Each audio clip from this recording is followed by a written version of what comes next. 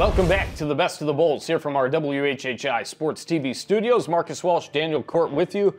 Daniel, we saw a lot of great players. I want to actually list all the MVPs that we had throughout the season real quick. Christian Tilton, Jackson Porter, Jaden Andrews, Jaden Simmons, KJ Chisholm, Bradford Thompson, Dylan Clark, Owen Bays, Brandon Bryant, Tanner Macy from a plethora of schools around the Lowcountry. And again, all these schools got to the first or second round of the playoffs. 8 of the 11 that we called made the playoffs, with obviously HHCA winning the title. And huge moments. One thing that definitely stood out to me in all of these games was they were competitive from one point to another, and for the most part, they were competitive throughout the entire game. Yeah, the only game that I can recall that got a little bit out of hand, and that was only in, sort of midway through the second half, was the Whale Branch Battery Creek game. Battery Creek played, really competitive in that football game for a long time against a really good Whale Branch team. They got out to a 12-0 lead, and then they actually trailed at half, 13-12. But they played really well at the outset of that game for sure. Another one that got a little bit out of hand was the HHCA BA game that we actually called here, thanks to Jessa Jeremiah and Joseph Keith for going out and doing the second half, the production work and whatnot, interviews and all of that there, while we were calling the Whale Branch Battery Creek game. Yeah, that was something cool that we'd never done before, and got to interview Dylan Clark and Coach Peduzzi, like we're going to do with Connor and Dylan here soon. Right. That game was, I remember that game as the two-safety game. Yes. I've never, in all the years that I've watched, played, covered football, I've never seen a game where there were two safeties in one half. And that was actually a really competitive game until I think there was an injury to Devontae Green. That's right.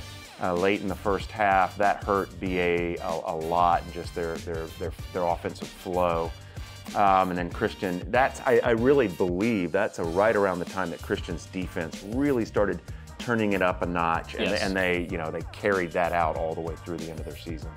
These teams did a great job getting through a grueling season. One thing to note too is that through round 1 of the playoffs, round 2 of the playoffs, it's a long schedule. It's back and forth. It's bye weeks thrown in. You got to be on the fly. A lot of teams just unfortunately ran out of gas and struggled towards the end, but it doesn't take away at all from what they were able to do in getting through a very difficult season and getting to the playoffs. Well, when I look at, really how the playoffs have played out this year, it really makes me appreciate even more so what Beaufort was able to do and going all the way to the 3A state title last year.